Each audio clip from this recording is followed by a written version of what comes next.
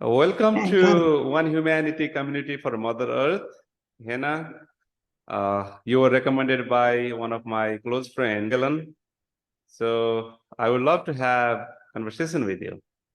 Thank you, Ham. Looking forward to it. All right. You are the founder of CKC Farming.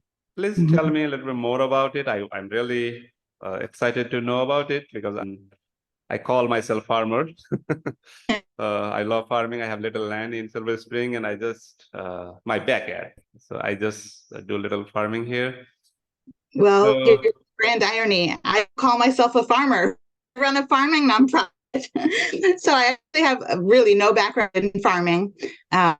I studied affordable housing development, but when I first moved to Spring, I was kind of feeling lost. And Silver Spring has a downtown that's the very kind of big box retail and like not very scale. And I was like, I don't really like this place. So I was really trying to explore and find something more like grounding, more real.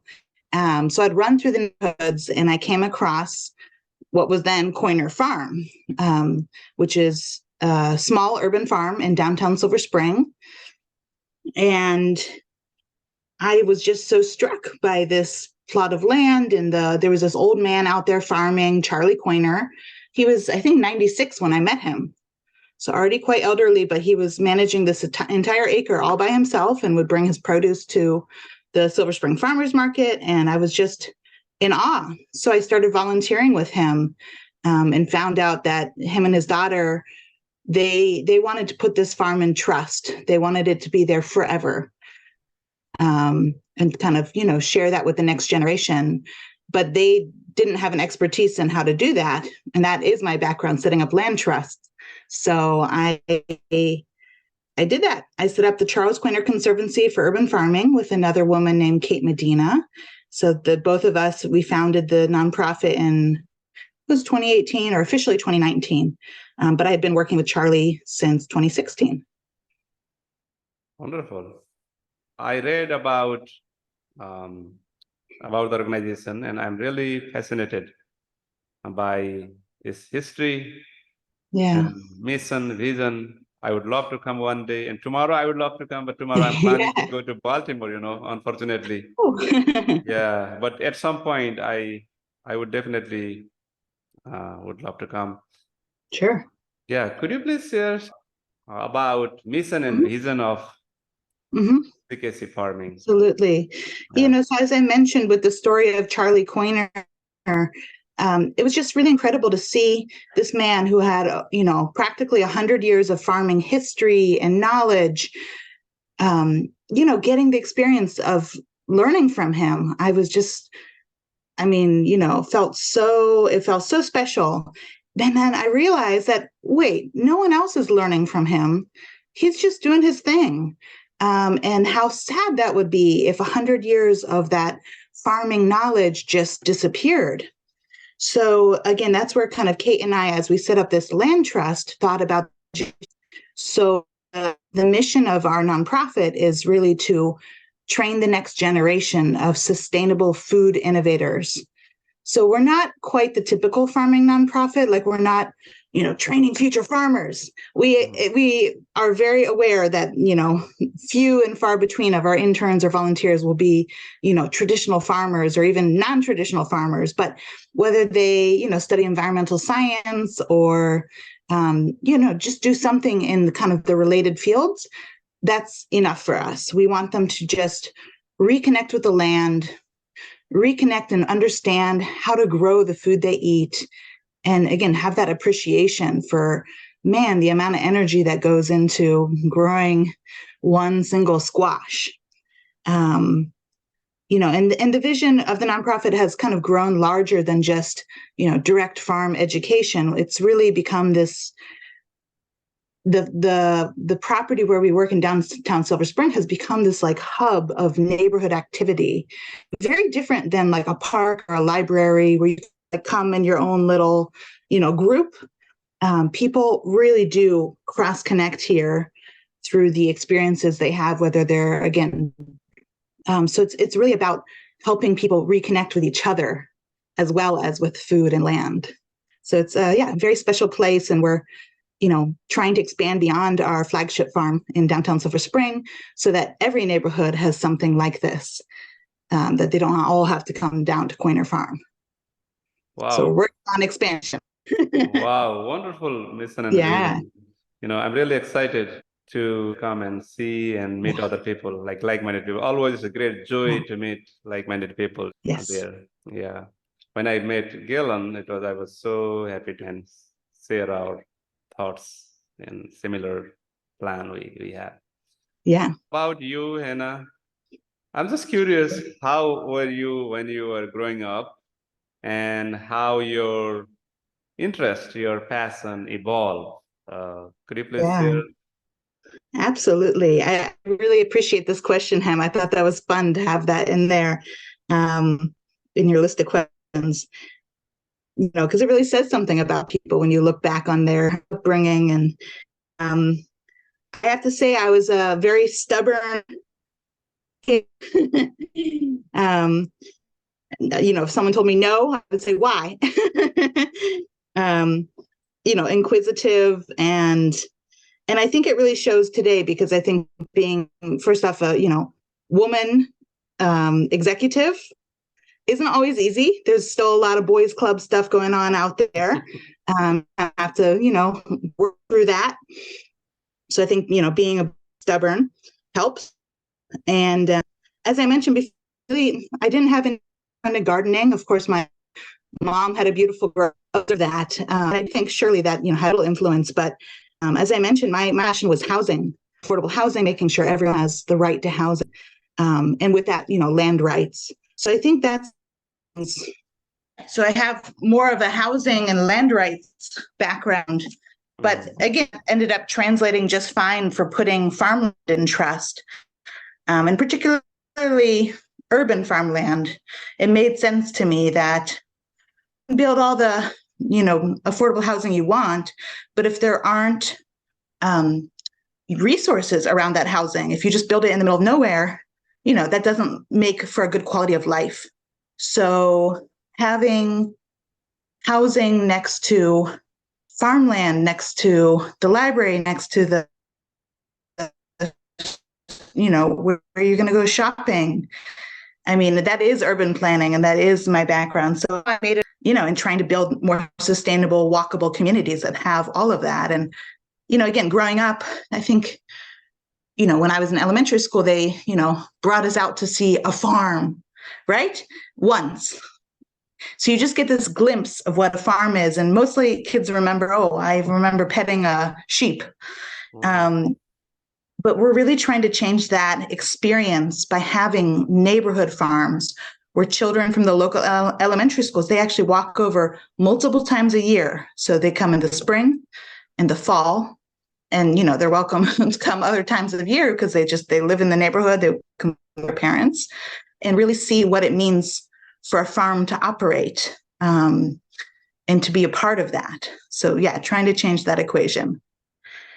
Wonderful. Yeah, and scary as we think about climate change and our, future of our planet. Like, we need to know the basic. Can you please share about your successes? Of course, you may have many challenges, but I want to start with some of your successes. Yeah, I think one of the biggest successes with our nonprofit was when we were finally able to put the land in trust, Koiner Farm. Yeah.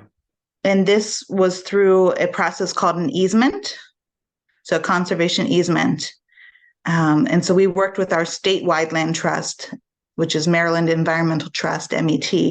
And now we co-hold that easement in perpetuity so that this farm will always remain a working farm, available and accessible to the community. Because of the urbanization and all the gentrification, they are just taking the land, The land. And that's exactly, most farmers do not have secure tenure over the land, especially urban farmers. That is a particularly vulnerable segment. And, when we talk with other people, they say, well, I don't even have a lease, or maybe I have, a 5-year lease. We want these properties to be there forever. They're an institution, just like a park, just like a library, a different purpose. Your opinion, what do you think some of the biggest challenges we are facing as humanity? Some of the challenges. Absolutely. Well, it actually relates, I would say, directly to my work, which is two things. One, we're becoming increasingly disconnected from each other. Even though we have these smartphones and internet, which, hypothetically are bringing us all closer together, we're so focused on those devices that we're actually missing what's right in front of us, whether it's our neighbors or, the ground in front of us, literally. So that's a challenge, and that's exactly what we're trying to address through our nonprofit's mission. And then the bigger thing for me, which is something I've been studying, as part of my degree programs, undergrad and grad, is social conflict. Whether it's war or much more minor conflict, to me, it really always boils down to land and resource control. You may look at the Middle East and Israel, Palestine and say, oh, that's a religious conflict. But actually think about it. Nope, they're fighting over land control, water, resources, right? Yeah. So that's something I've been studying, as I mentioned, throughout my higher education. And when we can put land in trust and have collective oversight over how that land is used, it creates a more equitable system. It prevents, land grabbing and kind of this inequitable growth, which is just so prevalent. Yeah. Yes, you are right. If, like, in the context of many countries across the globe, that is one of the big reason of conflict. I'm as a student of conflict. I can relate in many places all over the world. So what can we do about it? What will be the solutions, right? Solution.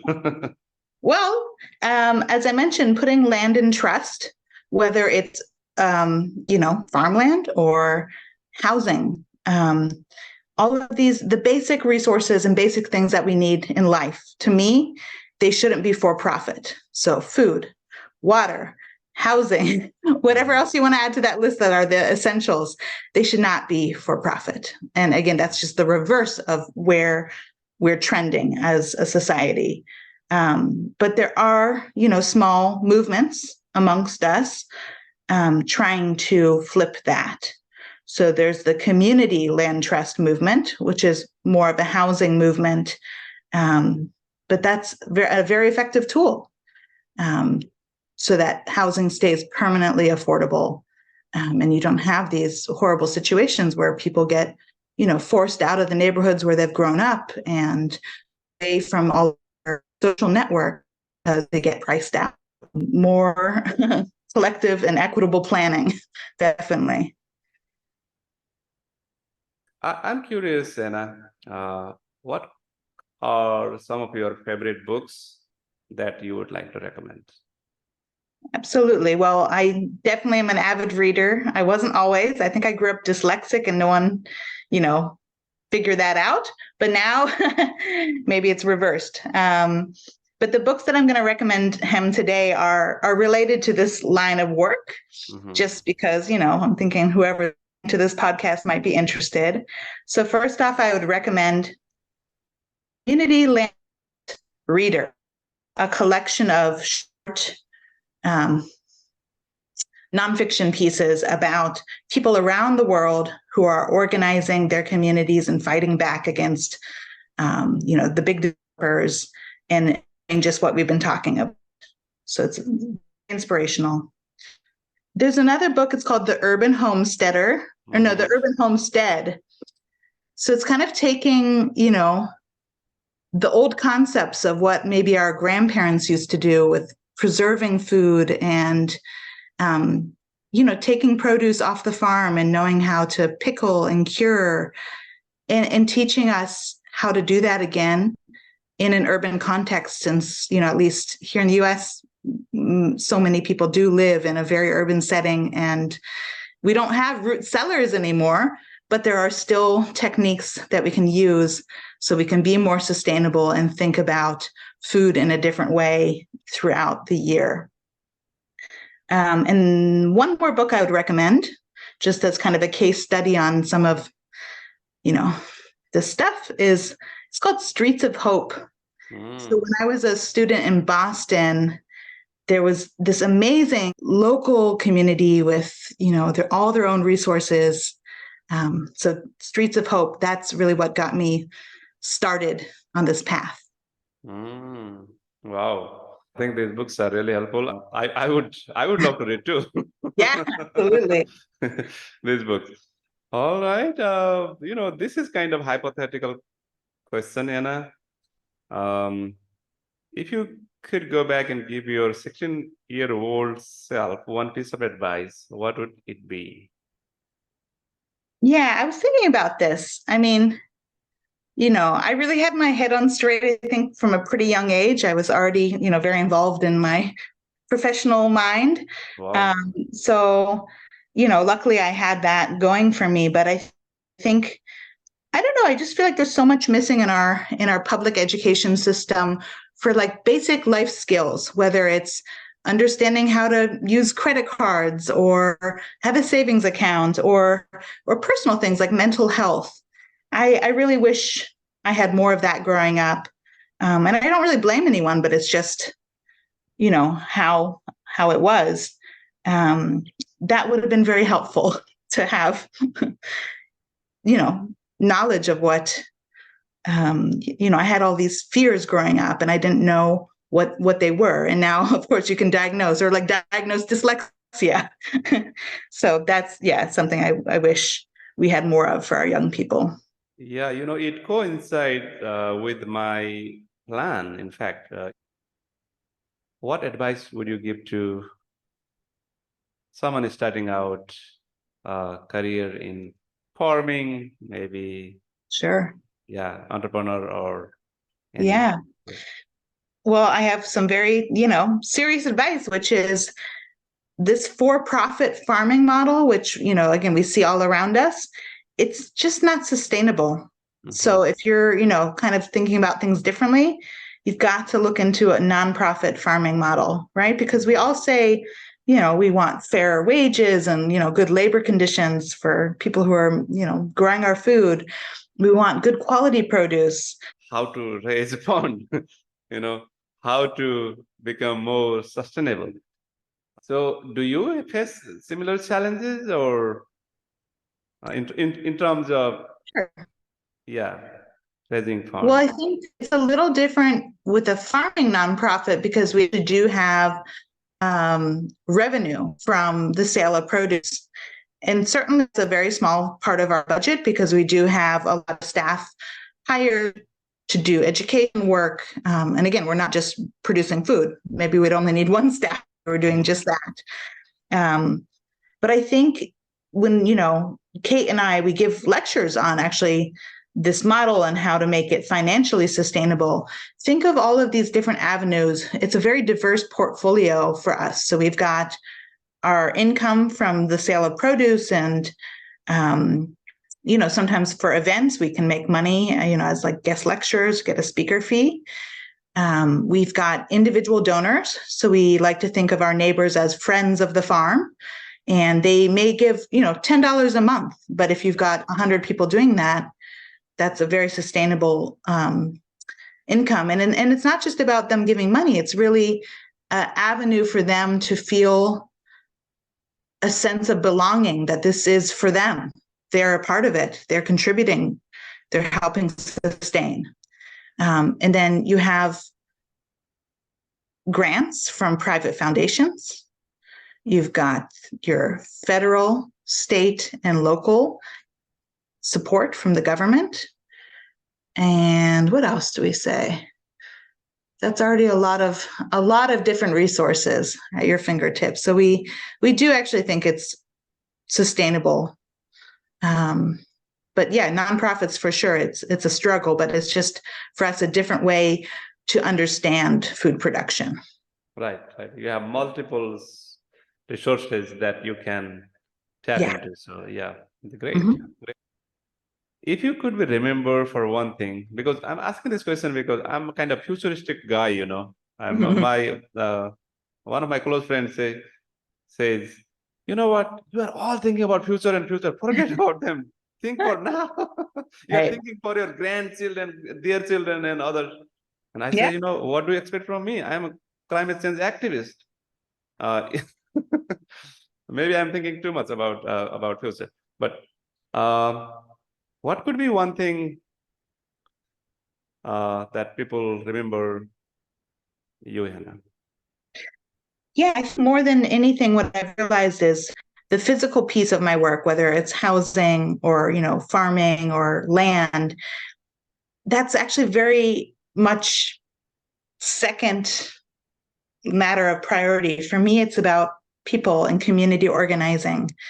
Um, and I think it's been a very special experience for me getting to organize the neighborhood around an urban farm. And I see these kind of magic moments when you start to learn your neighbors' names, and they Mm, come up to the farm stand every week and they want to, you want to chat, and you find out where they were on vacation or what's up with mhm, their dog. And just making these personal connections, it's truly transformative. You can see something click, something change. Because think about how many times you go to the grocery store and you don't know the cashier's name, you don't know anything about them. Um, and again, maybe it's that they're changing so often, but when we have place-based, you know, planning, place-based experiences, it starts to shift. And again, people that you wouldn't necessarily meet, you're starting to cross paths with, you start to know each other.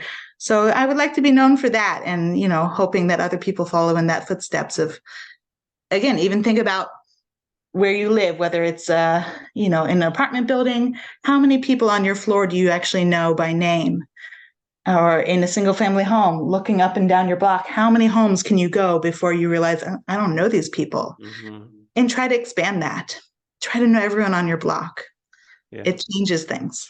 Yeah. You know, in fact, this is a really great insight because human connection in any field, matters a lot. It was when we are thinking about climate change, big issue, and that Yep. is. I think you nailed it. Yes. Great. Yeah. Anything many people do not know about you. Yeah, well, I think especially with my hyper local work, people may just think of me as Hannah the farming girl. But Hmm. I actually have this whole other life. I used to, work all over the world. I speak 7 languages. Ooh. I'm a dual citizen. um, yeah, so I did a Fulbright scholarship in Bangladesh after college. So I speak Bengali, I speak Hindi, um, I can read and write in Urdu. We speak Persian in my home. We have a dual language household, French and Spanish, and English. And I just think, I mentioned that because as much as, we can act locally, like, it's cheesy to say, but act locally, think globally. And I Mm-hmm. think there is something to, especially for young people, to get that experience of traveling the world and seeing how other people live, and just trying to fit all those pieces together in our mind about what's going on here, what's going on around the world, because it all is connected ultimately at the end of the day. So yeah, I hope other people, follow in that path as well. Wow, I'm really glad to know that you speak Hindi and Urdu and other languages. You know, I speak many kind of, I would say, dialect. Yeah. I'm very fluent in Hindi, maybe some in Bengali, not very fluent. There might be similar. But if you are fluent in Hindi, good news is that in Pakistan or even in Bangladesh or in Nepal, Yep. You can You be can get kind of by. Yeah, Nepali and Hindi are very similar. तो very आप similar. Hindi बोलते हैं? Yeah, Hindi बोलते हैं, बहुत अच्छा बहुत बोलते हैं अच्छा। आप। हाँ, मैं हिंदी पढ़ती थी कॉलेज में है और बांग्लादेश में काम करती थी उर्दू बोलने वाले लोगों के साथ। ओह, तब तो Yeah. आपका हिंदी, उर्दू और हाँ बंगाली हाँ बहुत अच्छा है। वो तो हाँ मुझे खुश लगी। yeah. Wow, we can maybe in next conversation we can talk in Hindi. ঠিক আছে। Yeah, you know, especially because of the Indian influence in terms of art, culture, in movies, in and all across, I would say, South Asia. Yeah. People, but Indian people might not be able to speak Nepali, for example, but Yeah. we almost all Right. people can speak. Hindi because of Hindi. the movies and yeah. Yeah, yeah. Yeah. Yeah. Yeah, and Hannah, it is wonderful to have a conversation with you. Or how can if people have more question about CKC farming? Yeah. Well, How of can course, they? we got a website, woohoo, ckcfarming.org. Mhm. We try to be active on social media at CKC Farming. But most important, as we've been talking about, if you live in the area, come to the farm. Come check us out. You'll see whether it's me or my colleagues, every day of the week. So right in downtown Silver Spring, Koiner Farm. Yeah. And again, if you're not in the area, still look us up and we can help you connect with other nonprofit farms and land trusts similar to us within your own region. We're always happy to help. Yeah. All right. Any final word, Hannah, that I didn't ask you? I think there's only, one other influence that I wanted to mention. A big influence. I think I forgot that question. Yes. Maybe. Yeah.